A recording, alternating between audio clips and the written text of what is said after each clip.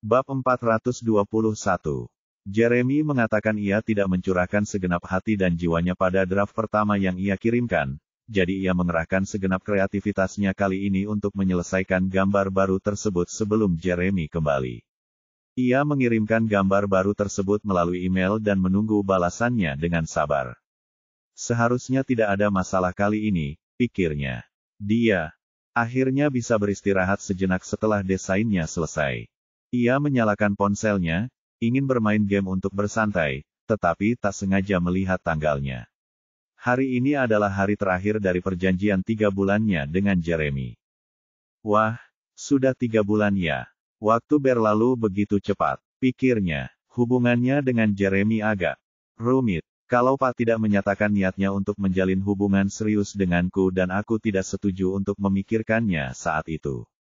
Aku pasti sudah berkemas untuk meninggalkan tempat ini sekarang. Dulu dia sangat menantikan hari itu tiba, tetapi kini dia tidak ingin meninggalkannya terlalu lama. Selama setengah bulan Jeremy di luar negeri, ia selalu meneleponnya lewat video setiap malam hanya agar bisa bertemu, mengobrol, dan mengucapkan selamat malam. Ia sangat senang menerima panggilan video Jeremy dan penasaran ingin tahu apa yang sedang dilakukan Jeremy. Ia mulai sedikit merindukan Jeremy. Mungkin aku bisa mempertimbangkan untuk meresmikan hubungan ini begitu dia kembali. Pikiran itu membuatnya tersipu, jadi begini rasanya merindukan seseorang. Ia mengetuk aplikasi pesan, ingin mengirim pesan teks kepadanya untuk menanyakan apa yang sedang dilakukannya. Namun, lingkaran merah dengan angka 99+ di bagian atas jendela obrolannya menarik perhatiannya. Ia mengamatinya lebih dekat dan menemukan bahwa foto profil itu adalah swafoto Sherlyn yang dibuat-buat. Corinne mengangkat alisnya, membuka jendela obrolan, dan mulai membaca pesan-pesan itu. Setiap kalimat, tanpa terkecuali, diselingi dengan kata-kata umpatan. Sherlyn mengirimkan pesan-pesan keji itu sejak ia dan orang tuanya diusir dari rumah besar hari itu. Pesan-pesan itu semakin keji seiring berjalannya waktu. Terkadang, Corinne membaca pesan-pesan itu sebagai hiburan, tetapi seringkali ia memilih untuk mengabaikannya karena ia tidak punya waktu atau tenaga untuk disia-siakan bersama keluarga Keru. Kebetulan saja ia tidak ada kegiatan hari ini, jadi apa waktu yang lebih baik daripada pulang dan benar-benar menjauh dari mereka. Corinne membunyikan bel pintu rumah Keru. Sudah lama sejak ia menginjakkan kaki di rumah itu.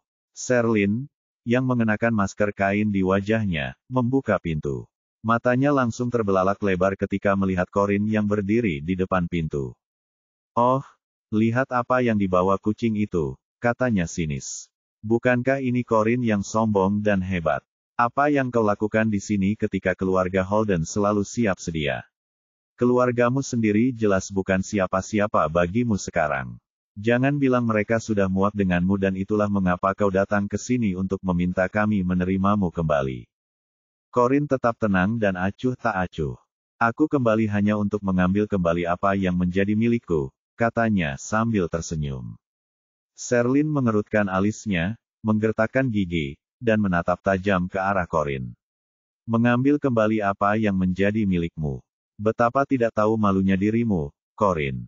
Apa yang mungkin kau miliki di rumah ini? Apakah kamu ngomongin barang rongsokan di loteng? Yah, sedih sih. Tapi aku udah buang semua itu karena kukira itu sampah, jadi apalagi yang mau kamu bawa pulang? Ayah kitalah yang membesarkanmu, tapi kau melupakannya begitu kau menikah dengan keluarga kaya. Belum lagi, Jeremy seharusnya jadi anakku. Aku tidak mengerti kenapa kau jadi seperti ini. Keluar dari sini, dasar jalang tak berperasaan. Kau tidak diterima di sini. Bab 422. Corinne tidak terpengaruh oleh kehebohan Sherlyn. Dilihat dari menguap malasnya tadi, ia merasa bosan dengan semua ini. Tiba-tiba, ia tersenyum dan berkata, "Maaf, tapi aku tidak peduli apakah aku diterima di sini atau tidak. Aku di sini hanya untuk mengambil kembali hadiah pertunanganku." Mendengar hadiah pertunangan, Sherlyn langsung menegang. Lalu ia mengerutkan kening dengan marah dan berkata, "Apa hakmu mengambil hadiah pertunangan itu?" Corinne mengangkat alisnya. "Kau bertanya apa hakku? Kalau tidak salah, hadiah pertunangan itu dari suamiku, kan? Jadi, Aku berhak mengambilnya. Kata-kata itu, suamiku, membuat Sherlyn semakin marah. Beraninya dia menyebut Jeremy suaminya. Dia seharusnya jadi suamiku. Kalau saja dia tidak tergoda oleh Corin. Semakin dipikirkan, semakin marah dia.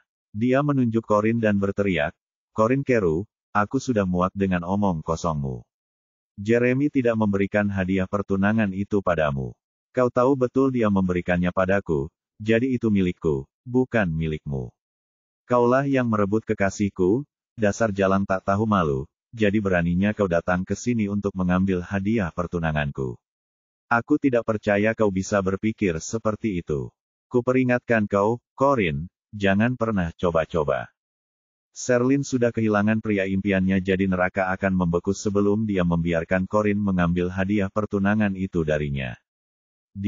Hadiah pertunangan yang Jeremy berikan kepada keluarga Keru semuanya barang mahal. Dia tahu salah satunya bisa laku ratusan bahkan ribuan dolar di pasaran. Sangat penting baginya untuk tetap berpegang pada hadiah pertunangan tersebut karena dia tidak memiliki pekerjaan dan tidak mungkin untuk kembali berakting sejak dia melewati sutradara paling terkenal di negara ini, Direktur Goran Sheffield. Karena itu, ia berharap bisa memenuhi kebutuhan hidupnya dengan hadiah pertunangan. Tidak mungkin aku akan membiarkan dia mengambil hadiah pertunanganku, pikir Sherlyn. Sherlyn, siapa di sana? Kenapa kamu teriak-teriak di pintu? Liliana mendengar keributan di luar, jadi dia keluar ke pintu masuk untuk melihat apa yang terjadi. Sherlyn balas menatap Liliana dan menunjuk Corin dengan bibirnya. Corin di sini, coba tebak kenapa dia kembali. Beraninya dia kembali dan memintaku mengembalikan hadiah pertunangan, katanya dengan nada ketus dan angkuh. Tanda hubung. Dan berkata, reaksi Liliana sama seperti Sherlyn ketika mendengar Corin kembali untuk mengambil hadiah pertunangan. Ia mengerutkan kening, berjalan mendekat dan berdiri di samping Sherlyn, menatap Corin yang masih berdiri di luar pintu dengan sedih. Corin, kau sudah melewati batas kali ini. Belum cukupkah kau merebut Jeremy dari Sherlyn? Bagaimana mungkin kau berpikir untuk datang ke sini dan mengambil hadiah pertunangan? Ayahmu tidak akan pernah memaafkanmu atau membiarkanmu melakukan ini pada Sherlyn jika dia tahu. Corin menatap ibu tirinya dengan tenang. Aku kembali untuk mengambil kembali apa yang menjadi milikku, jadi aku tidak butuh izin siapapun. Aku, hanya, yang berhak mengatakan apapun yang boleh dilakukan terhadap diriku sendiri. Barang-barang milik. Liliana tidak percaya Marvin akan membiarkan Corin mengambil hadiah pertunangan itu, jadi dia memutar bola matanya dan berkata, jangan tersinggung kalau ku bilang begitu, tapi keserakahanmu memang tak ada habisnya, kan? Sebaiknya kau lepaskan saja hadiah pertunangan itu karena kau sudah punya Jeremy. Aku, serakah. Serakah apapun aku takkan pernah serakah mereka berdua, pikir Corin. Senyum tipis tersungging di bibirnya saat ia berkata, Bibi Liliana, sejak kecil aku tak pernah mengambil apa yang bukan milikku, tapi bukan berarti aku tak akan memperjuangkan apa yang seharusnya menjadi hakku. Hadiah pertunangan itu pemberian suamiku, jadi aku, sebagai istrinya, berhak mengambilnya kembali. Bab 423. Liliana mendengus. Oh, kumohon, berhentilah menggunakan Jeremy untuk menakut-nakuti kita. Dia pasti sudah jadi suami Sherlyn kalau kau tidak datang. Di antara mereka, Sherlynku pasti akan menjadi Nyonya Holden yang sebenarnya kalau begitu. Liliana menjadi sangat gelisah setiap kali ia mengingat apa yang mungkin terjadi. Corin terdiam melihat betapa percaya dirinya Liliana dan Sherlyn memang begitu. Bahkan sekarang, mereka masih belum menyerah pada keyakinan bahwa Sherlyn adalah wanita yang ingin dinikahi Jeremy sejak awal. Mana mungkin Tuan akan jatuh cinta pada orang sok penting seperti Sherlyn, pikir Corin. Saat itu, Marvin baru saja bangun dari tidur siangnya. Sambil menguap, ia menuruni tangga dan tiba di pintu masuk setelah mendengar keributan di luar. Alisnya langsung terangkat ketika melihat Corin yang berdiri di pintu. Oh, ternyata kau, Corin. Beraninya kau kembali. Corin memperhatikan wajahnya masih membawa luka-luka dari sebelumnya, mata dan hidungnya bengkak dan memar, membuatnya tampak seperti petinju yang kalah. Para pelayan pasti telah menyeretnya keluar dan memukulinya ketika dia datang ke rumah besar bersama Sherlyn dan Bibi Liliana hari itu, pikir Corina. Setelah memikirkannya sejenak, dia akhirnya mengangguk dan berkata, "Ya, aku sudah kembali, dan kenapa tidak? Bukannya aku sudah selesai? Ada yang salah." Marvin memelototinya dan menggertakkan gigi. Ia melangkah maju dan mendorong Sherlyn serta Liliana ke samping. Lalu ia menunjuk Corin dengan marah dan berteriak, "Dasar anak tak tahu terima kasih. Seharusnya kau malu kembali. Beraninya kau menyuruh para pelayan menghajar dan mengusirku. Demi Tuhan, kalau aku tidak memberimu pelajaran hari ini, namaku bukan Marvin Carew." Ia mengangkat tangannya dan memukulkannya dengan keras ke wajah Corin, tetapi sebelum tangannya sempat menyadari apa yang terjadi, Corin mengulurkan tangannya dan meraih pergelangan tangan pria itu tanpa kesulitan sama sekali. "Tuan Carew, saya sarankan Anda untuk tidak bertindak gegabah. Mengapa Anda tidak turun saja karena saya ingin berbicara dengan Anda secara pribadi." Ini bukan pertama kalinya Marvin ingin memukul Corin. Namun, dulu, ia tak pernah meragukan apakah Marvin ayah kandungnya, jadi ia selalu memberinya sedikit kelonggaran. Kapanpun Marvin ingin memukulnya, ia hanya akan menghindari serangannya, alih-alih mencengkeram pergelangan tangannya seperti sekarang. Ia tak ingin dipukul, juga tak ingin mempermalukan Marvin. Ini pertama kalinya ia menghentikan kekerasan fisik Marvin. Ia menggenggam erat pergelangan tangan Marvin. Ekspresi wajahnya sama sekali tidak menunjukkan rasa hormat atau simpati kepadanya. Marvin menjadi gemuk seiring bertambahnya usia, jadi ia yakin ia lebih kuat daripada Corin. Namun, yang mengejutkannya, ia bahkan tidak bisa melepaskan diri dari Corin, yang lebih kecil dan lebih kurus darinya. Pegangan, kapan dia jadi sekuat ini? Apa dia sama saja dengan bocah menyebalkan yang kukenal dulu? Pikir Marvin. Rasa malu menerpanya, dan ia menyalahkan Corin karena telah membuatnya kehilangan martabat sebagai seorang ayah. "Kau gila, Corin. Beraninya kau melawanku. Kau akan masuk neraka karenanya," teriaknya dengan marah. Corin memegang pergelangan tangannya dengan tenang. "Tenanglah, Tuan Carew. Ada yang ingin kutanyakan padamu, dan aku hanya mengharapkan kebenaran darimu. Kalau kau melakukannya, aku bisa mempertimbangkan untuk tidak menarik kembali hadiah pertunanganku," katanya ringan dan perlahan. Marvin terdiam. Jadi alasan dia datang ke sini cuma mau ngambil hadiah pertunangan. Sialan deh, gue biarin dia begitu. Wah, hadiah pertunangan itu barang termahal yang pernah gue lihat seumur hidup. Bab 424. Meskipun keluarga Carew tinggal di daerah pemukiman yang layak dan selalu menggunakan barang-barang mahal yang memberi kesan orang-orang bahwa mereka cukup kaya, semua itu bohong belaka. Kehidupan mereka tidak seglamor yang mereka bayangkan. Marvin mewarisi beberapa properti dari generasi yang lebih tua, tetapi properti-properti itu tidak berada di lokasi yang strategis. Akan sulit baginya untuk menjualnya jika ia membutuhkan uang tunai. Selama bertahun-tahun, Marvin menyewakan properti tersebut kepada orang lain, tetapi uang sewa yang diterima hanyalah setetes air dalam ember untuk pengeluaran keluarganya, tidak cukup untuk memuaskan kesombongan keluarga dan kegemaran mereka untuk bersaing dengan tetangga. Sebelumnya, mereka bisa mengandalkan uang akting Sherlyn untuk menjalani kehidupan glamor, tetapi sekarang ia dibatalkan dan tidak bisa lagi mendapatkan pekerjaan akting.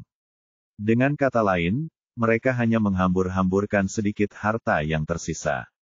Hadiah pertunangan yang diberikan Jeremy merupakan satu-satunya harapan mereka untuk terus menjalani kehidupan glamor mereka, jadi masuk akal jika mereka tidak mau membiarkan Corin mengambilnya kembali.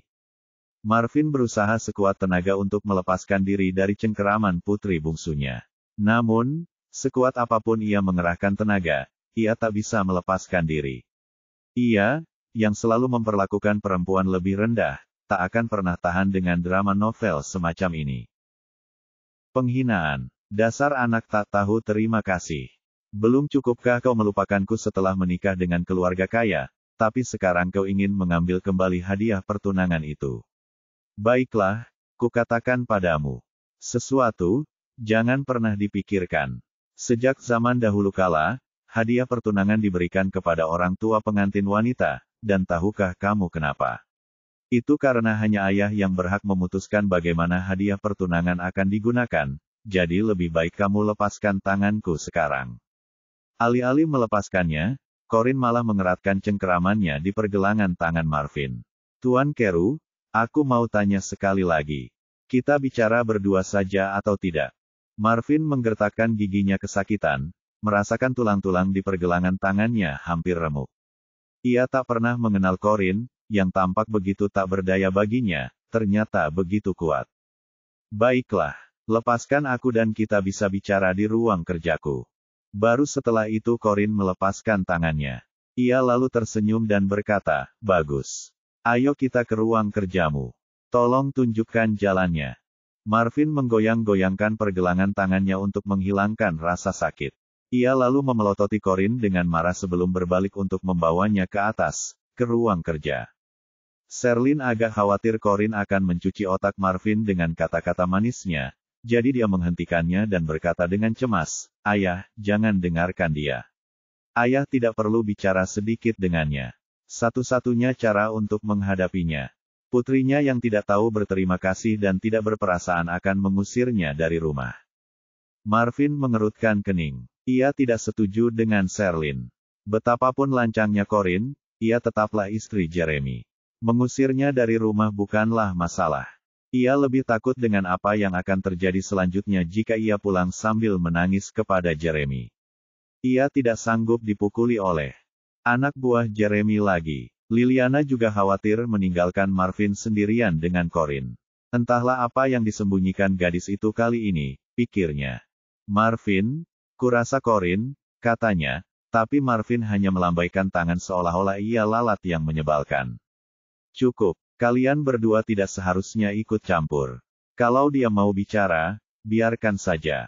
Aku sendiri ingin tahu apa yang bisa dia katakan sendiri. Sherlyn dan Liliana sama-sama terdiam. Mereka gagal menghentikan Marvin dan Corin, dan hanya bisa menyaksikan keduanya berjalan menuju ruang kerja. Dalam penelitian, Marvin duduk di belakang meja dengan penuh wibawa dan bertanya dengan wajah datar, baiklah, katakan saja sekarang. Apa yang ingin kau bicarakan denganku? Tanpa menunggu undangan, Corin menarik kursi dan duduk. Tuan Keru, jujurlah padaku. Bab 425. Apa hubunganmu dengan ibu kandungku? Kenapa, alih-alih dia, kamu malah pergi ke rumah sakit untuk menjemputku? Wajah Marvin menegang dan dia menatapnya dengan heran. Kau tahu tentang itu? Ya, dan aku juga tahu kau bukan ayah kandungku. Ini menjelaskan kenapa akhir-akhir ini dia memanggilku Tuan Keru, pikir Marvin. Matanya berkilat saat ia berteriak, beraninya kau. Kapan kau akan berhenti bicara omong kosong? Corin Keru, kau putriku. Apa kau serius ingin memutuskan hubungan dengan darah dagingmu hanya karena kau menikah dengan keluarga kaya? Corin tetap tenang. Maaf, Tuan Keru, tapi saya sudah melakukan tes paternitas dan Anda dan saya sama sekali tidak punya ikatan darah, jadi Anda tidak bisa menipu saya.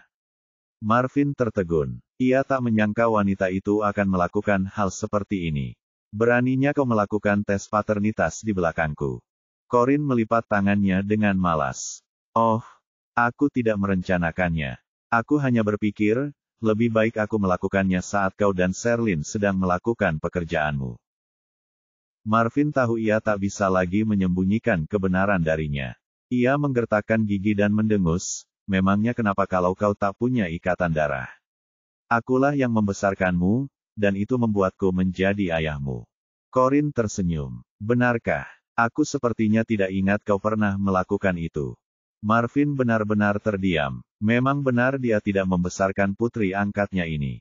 Sebaliknya, dia dibuang ke pedesaan dan baru diizinkan kembali setelah dia masuk universitas. Terlebih lagi, dia tidak pernah mengeluarkan sepeser pun uang ini untuk pendidikannya karena dia menerima beasiswa penuh. Corin tidak peduli, dia tidak datang ke sini untuk mengungkit kesalahannya sebagai orang tua.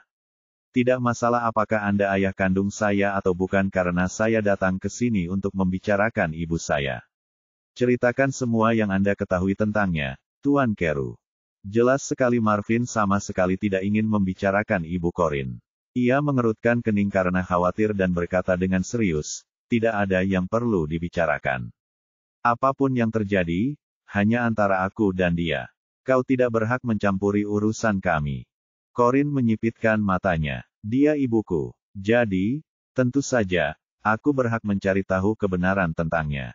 Marvin tidak setuju dengannya. Meski begitu, aku masih belum punya apapun untuk diceritakan kepadamu karena aku sudah lama melupakan apa yang terjadi di masa lalu. Kau lupa. Corin tidak panik atau marah. Dia berdiri perlahan dan lanjutnya, baiklah kalau begitu. Karena kamu tidak mau memberitahuku apapun, aku akan membawa hadiah pertunangan itu.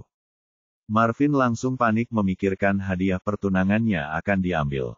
Tunggu. Corin berhenti sejenak dan menatapnya. Ya, apakah ingatanmu sudah kembali, Tuan Keru? Marvin melotot marah padanya. Aku hanya bisa memberitahumu apa yang kutahu karena aku tidak yakin dengan sisanya. Corin duduk kembali. Oke, apa yang kamu tahu? Mengingat masa lalu membuat Marvin kesal setengah mati. Ibumu dan aku dulu kuliah di universitas yang sama, dan dia menolakku setelah aku menyatakan perasaanku padanya. Suatu hari, 15 tahun yang lalu, ketika aku bertemu dengannya lagi secara tak sengaja, dia dengan cemas memintaku pergi ke rumah sakit anak untuk menjemputmu, dan kami kehilangan kontak setelah itu. Sudut mata Corin menegang. Siapa nama ibuku? M Cinta. M Love. Corin mengulang nama ibunya dalam hati. Lalu ia menatap Marvin dan bertanya, terus, apa lagi yang kau ketahui tentangnya? Bab 426. Aku tidak tahu sisanya. Aku hanya tahu dia berasal dari keluarga kaya karena suatu kali. Aku kebetulan melihatnya masuk ke sebuah rumah besar yang sangat megah dan memanggil pasangan tua di dalamnya dengan sebutan ibu dan ayah. Melihat betapa bersalahnya Marvin, Corin dapat dengan mudah menebak bahwa dia pasti diam-diam mengikuti M pulang sehingga dia bisa mengetahui lebih banyak tentangnya. Marvin menatap kosong ke masa lalunya. Ibumu memang selalu pendiam. Dia bukan hanya murid yang selalu dapat nilai A, tapi juga baik hati, tidak sombong, dan populer di sekolah. Baik laki-laki maupun perempuan memujanya. Ibu memang baik dan lembut, meskipun Corin tidak ingat betul tentang ibunya, ia tetap bisa merasakan ibunya selalu tersenyum padanya. Ia ingat usianya sudah 5 tahun ketika Marvin mengadopsinya. Secara logika, anak berusia 5 tahun seharusnya masih bisa mengingat beberapa kenangan masa kecilnya, namun Corin tidak bisa mengingat apapun dari sebelum usia 5 tahun, yang menurutnya sungguh aneh. Tuan Keru, apakah Anda ingat di mana rumah besar tempat Anda melihat ibu saya masuk? Tanya Corin hati-hati, dia mencoba mendapatkan petunjuk yang bisa dia ikuti. Thalassa. Itu di kota Thalassa, dan universitas tempat kami kuliah dulunya bernama sama. Tapi kotanya sudah berubah drastis hingga tak dikenali lagi sejak masa kuliahku dulu. Aku bisa tersesat kalau ke sana sekarang.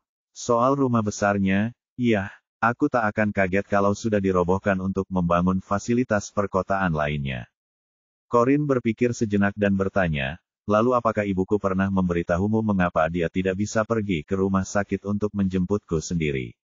Marvin ragu sejenak sebelum menjawab, masalahnya, ibumu dan aku dulu satu klub seni waktu kuliah, jadi bisa dibilang kami cukup akrab. Kemudian, klub seni mengadakan makan malam reuni untuk mantan anggota, dan saat itulah aku bertemu ibumu lagi. Semua orang di makan malam itu bertukar nomor telepon, dan setelah makan malam selesai, ibumu tiba-tiba meneleponku dan bilang ada yang mengincar nyawanya. Dia memohon agar aku menjagamu, dan aku, yang dibutakan emosi, setuju tanpa ragu. Setelah itu, aku tak bisa menghubunginya sekeras apapun aku berusaha. Jadi kupikir, mungkin orang-orang yang mengincarnya telah menangkapnya dan dia sudah tak ada di dunia ini lagi. Jelas Marvin menyesali reaksinya yang terlalu emosional saat menyetujui adopsi Corin. Corin tidak menyimpan dendam apapun terhadapnya. Lagi pula, ia bukan putri kandungnya, jadi wajar saja jika Marvin tidak menyayanginya. Lagi pula, Corin mungkin sudah tidak hidup sekarang jika Marvin tidak mengadopsinya saat itu. Corin mengingat semuanya sebelum bertanya, apakah kamu punya informasi lain tentang ibuku?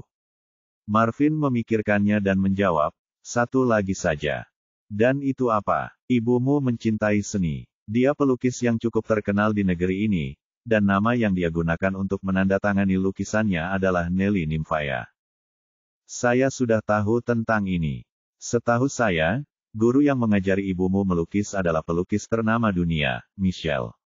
Kalau kamu bisa menghubunginya, dia mungkin bisa bercerita lebih banyak tentang ibumu. Corinne mengangguk. Oke, aku tahu apa yang harus kulakukan sekarang. Terima kasih sudah menceritakan semua ini, Tuan Carew. Dia lalu bangkit dan hendak keluar dari ruang belajar ketika Marvin memanggil namanya. Corinne. Corinne berhenti berjalan dan menoleh ke arahnya. Ada lagi yang ingin Anda tambahkan, Tuan Carew? Tanda hubung. Marvin menatap Corinne yang semakin mirip M, dengan perasaan campur aduk. Corinne adalah anak dari cinta pertamanya. Di satu sisi, ia ingin mencintainya seperti ia mencintai M, tetapi di sisi lain, ia juga merasa jijik karena ayah anak itu adalah pria lain. Itulah sebabnya ia tak ragu mengirim Corinne untuk tinggal di pedesaan. Jauh dari mata, jauh dari hati, begitulah. Marvin mengerutkan kening dan berkata, jangan bilang aku tidak memperingatkanmu, tapi lebih baik kau tidak mencari ibumu. Kenapa begitu? Aku tidak tahu persis apa yang terjadi pada ibumu, tapi dia berulang kali bilang padaku, apapun yang terjadi, jangan sampai ada yang tahu kau putrinya. Kalau tidak, kau akan dibunuh. Bab 427. Sebaiknya kau jalani saja hidupmu sebagai istri orang kaya dan lupakan masa lalu. Aku pernah berjanji pada ibumu bahwa aku tidak akan membiarkan musuhnya menemukanmu agar jiwanya bisa beristirahat dengan tenang di surga, kata Marvin.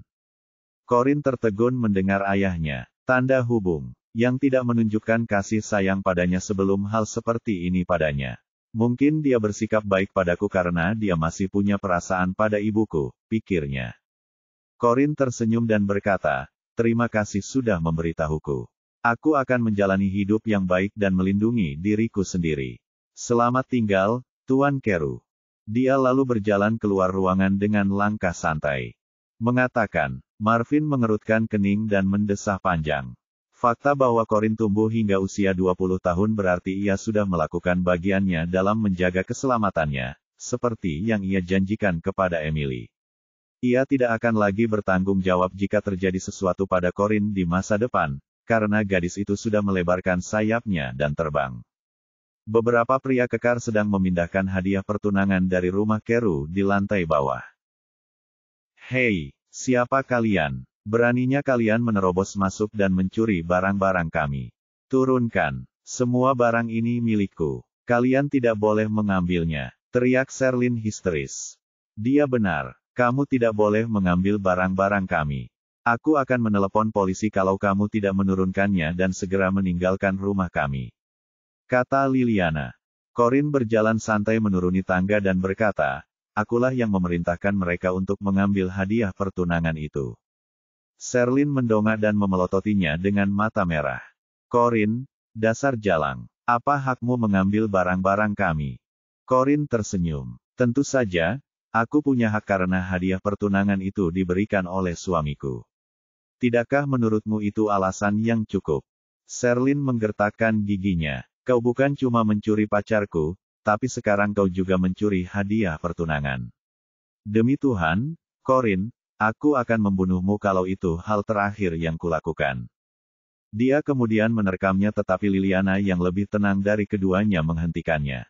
Tanda hubung. Sherlyn, tenanglah. Jangan melakukan sesuatu yang impulsif. Ada apa sekarang? Ada apa ini? Kapan kalian berdua bisa memberiku ketenangan dan kedamaian? Marvin mendengar keributan di lantai bawah jadi dia turun dari ruang kerjanya untuk melihat.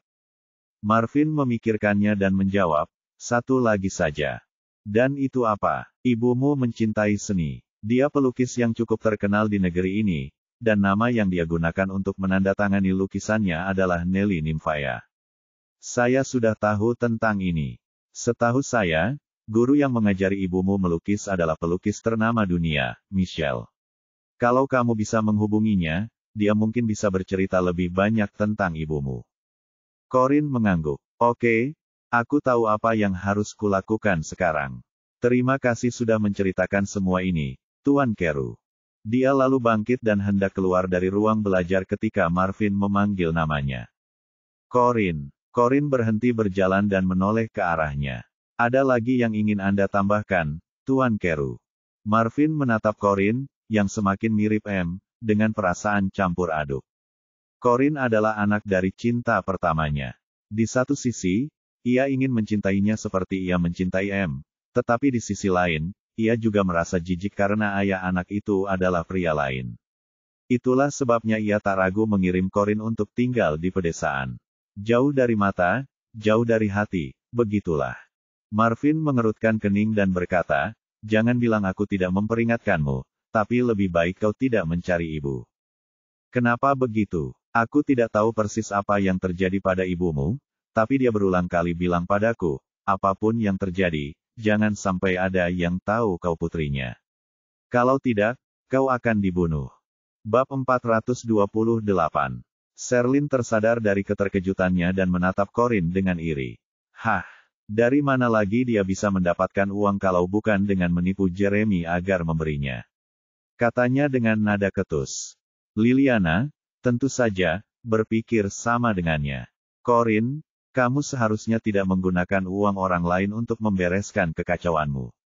Apa kamu tidak takut keluarga Holden akan menyelidiki ini dan menghukummu jika mereka tahu kamu menggunakan uang mereka tanpa izin mereka? Corin tersenyum. Bibi Liliana, sepertinya Bibi melupakan sesuatu yang sangat penting.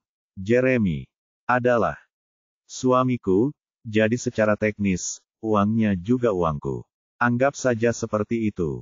Misalnya, apakah suami Anda pernah meminta Anda mengembalikan semua uang yang Anda belanjakan yang awalnya merupakan miliknya? Wajah Lilian mula-mula pucat karena terkejut, lalu menghitam karena marah. Ia begitu marah hingga tak mampu memikirkan cara untuk membalas. Wajah Sherlyn tampak lebih mengerikan daripada wajah ibunya. Ia mengira keluarga Holden akan memandang rendah Corin yang tumbuh besar di pedesaan dan akhirnya akan mengusirnya dari rumah. Ia tidak menyangka Corin mampu mengendalikan uang keluarga Holden dalam jumlah sebesar itu, sampai-sampai ia mulai meragukan segala hal dalam hidupnya. Sialan, seharusnya tidak begini jadinya, pikir Sherlyn. Corin melirik arlojinya dengan acuh tak acuh, lalu menguap lesu. Sudah malam, jadi aku tidak akan makan siang. Soal ceknya, ya, kau seharusnya tidak peduli dari mana uangnya berasal, asalkan kau menerimanya. Kalau Anda merasa uangnya terlalu sedikit, maka kuatkan hati dan jangan belanjakan sedikit pun. Baik Sherlyn maupun Liliana tidak berani bicara karena mereka tidak ingin Corin berpikir mereka tidak akan menggunakan uang cek itu.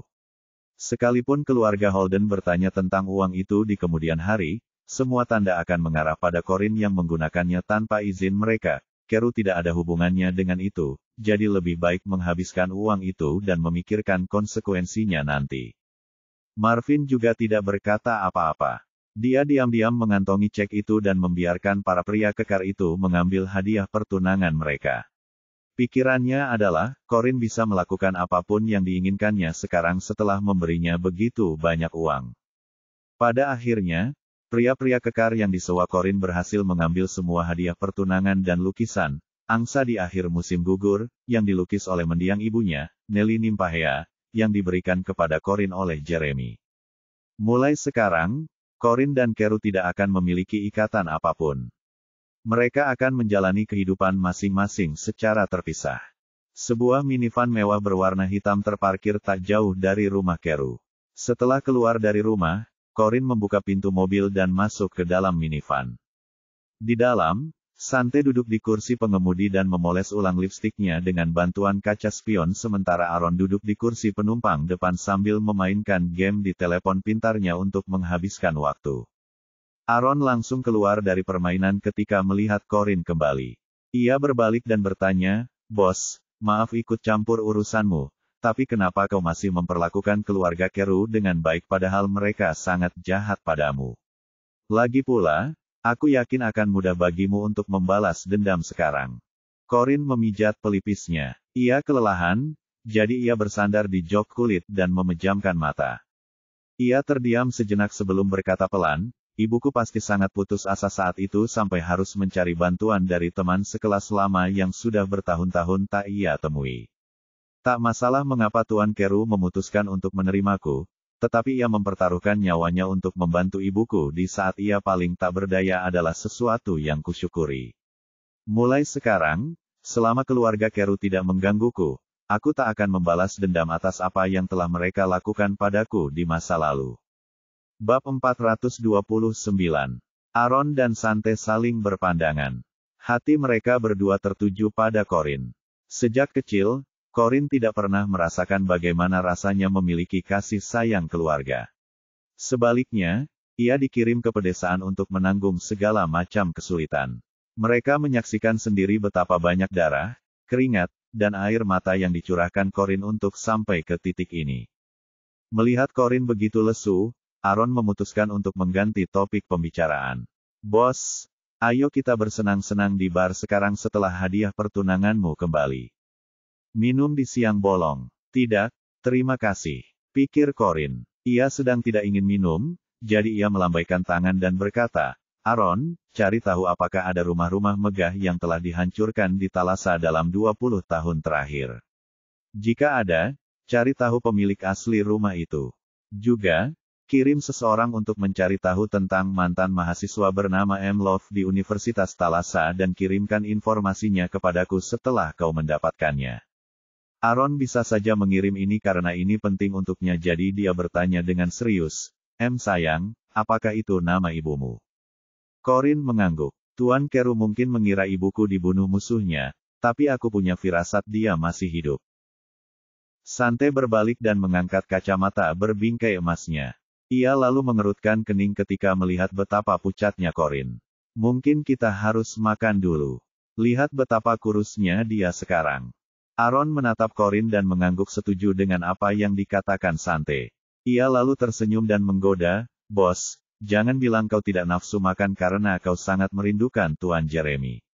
Makanan yang enak adalah obat mujarab untuk jiwa. Aku yang traktir hari ini, jadi apa yang kau lakukan?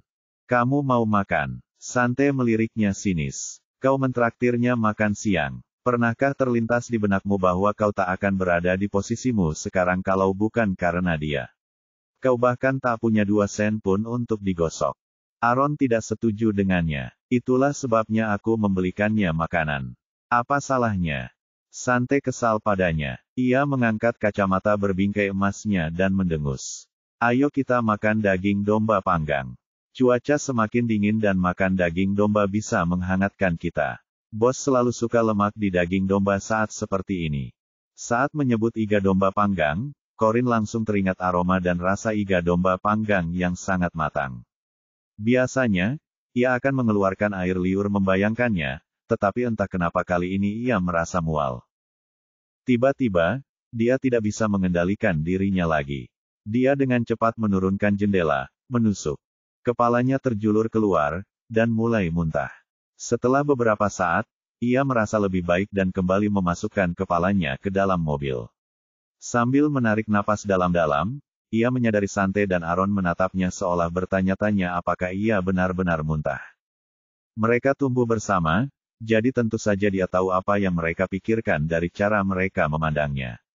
Corin mengerutkan wajahnya dan berkata, Oh, berhenti menatapku seperti itu. Ini bukan seperti yang kau pikirkan, aku hanya merasa sedikit mual, itu saja. Jelas Aaron mengira dia hamil. Dia tersenyum nakal dan berkata, Oh ya. Kalau begitu, beritahu aku sesuatu, Bos. Apakah Anda dan Tuan Jeremy menggunakan alat kontrasepsi selama ini? Corin menguap acuh tak acuh. Tidak perlu karena kita tidur di kamar terpisah. Aaron mengernyitkan alisnya. Apa? Dan membiarkan semua keseksian itu terbuang sia-sia. Bagaimana bisa kau tahan tidur terpisah dari pria seseksi itu, Bos? Sante tak tahan lagi mendengarkan arah pembicaraan. Ia menepuk lengan Aaron keras-keras dan berkata, Hei, kamu di pihak mana? Bos kita yang paling seksi dalam hubungan ini, oke. Tuan Jeremy seharusnya merasa beruntung memilikinya sebagai istrinya. Aduh, Aaron memijat titik tamparan Sante. Lalu ia tertawa dan berkata, kurasa kau benar. Sante memutar matanya ke arahnya dan menambahkan, tapi, untuk berjaga-jaga, kamu harus membelikannya tes kehamilan di apotek. Corin terdiam. Bab 430. Aaron pura-pura malu. Kenapa aku? Aku masih perawan. Nanti aku canggung banget beli barang kayak gitu. Baik Sante maupun Corin terdiam. Aaron hanya mencoba bersikap lucu untuk menghidupkan suasana tetapi tidak berhasil karena Sante dan Corin menatapnya dengan jijik dan mulut mereka terkatup rapat. Dia langsung berhenti berpura-pura dan mengangkat bahu. Oke, aku akan pergi tes kehamilan. Aku tidak percaya aku, pemilik New Moon Group, diperintah-perintah seperti pelayan dapur kecil. Apa-apaan hidupku ini? Sante meliriknya sekilas dan tidak berkata apa-apa lagi sementara Aaron terus mengoceh. Ia lalu menyalakan mesin mobil dan melaju ke apotek terdekat. Sambil mengemudi, ia terus melihat ke kaca spion untuk melihat Corin. Dia kelihatan tidak sehat setelah semua muntah-muntah yang dialaminya beberapa saat yang lalu, pikir Sante dengan kerutan khawatir di wajahnya. Corin memang sedang tidak sehat. Baru-baru ini, ia bekerja keras merancang desain gedung baru Holden Group. Ia tidak banyak beristirahat meskipun menghabiskan sebagian besar waktunya di rumah. Terlebih lagi, ia tampak mudah lelah sampai-sampai ia menduga dirinya menderita sindrom kelelahan kronis. Aaron menunjuk ke sebuah toko obat di luar jendela dan berkata, Sante, kita baru saja melewati sebuah toko obat. Kenapa kamu tidak menghentikan mobilnya? Semakin Sante memikirkannya, semakin khawatir ia. Kurasa sebaiknya aku bawa bos ke rumah sakit untuk diperiksa, katanya dengan sungguh-sungguh. Apa kamu lupa kalau bos benci pergi ke rumah sakit? Tanya Aaron dengan heran. Dia hanya perlu tes darah dan itu tidak akan lama, desak Sante. Ia memandang Corin dari kaca spion dan berkata, Bos, Anda harus pergi ke rumah sakit. Anda terlihat kurang sehat. Anda harus melakukan pemeriksaan meskipun Anda merasa tidak hamil. Lagi pula, bagaimana kalau itu kehamilan ektopik? Akan lebih mudah diobati jika terdeteksi lebih awal. Sudut bibir Corin berkedut tak terkendali. Aku cukup yakin aku tidak hamil, tapi dia malah khawatir itu mungkin kehamilan ektopik. Bahkan, menstruasiku belum datang selama 2 bulan berturut-turut. Corin tidak yakin apakah jadwal menstruasinya terganggu karena stres atau karena ia hamil malam itu. Akhirnya, ia menuruti omelan Sante dan Aaron dan setuju untuk melakukan tes darah di rumah sakit. Di Departemen OBGYN rumah sakit, dokter spesialis kandungan dan ginekologi itu melihat hasil tes darah dan berkata dengan sungguh-sungguh, Selamat, Anda hamil 7 minggu dan janinnya berkembang dengan sangat baik. Corin tercengang dengan penemuan itu. Tanpa sadar ia menyentuh perutnya dan berpikir, aku hamil 7 minggu.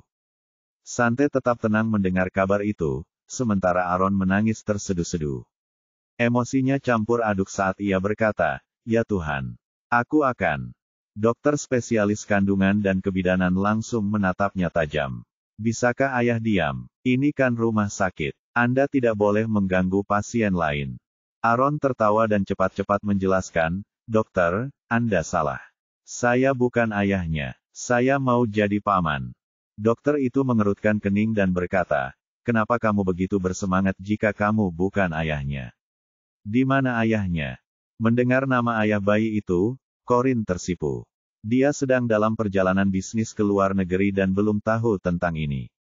Dokter spesialis kandungan dan kebidanan mendesah dan berkata dengan tegas, Kali ini saya biarkan saja, tapi beliau harus menemani Anda di semua kunjungan berikutnya.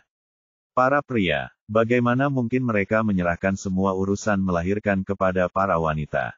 Sesibuk apapun mereka bekerja, mereka tetap harus menemani istri mereka ke rumah sakit untuk pemeriksaan. Corin mengangguk. Ya, Anda benar, dokter. Terima kasih atas saran Anda.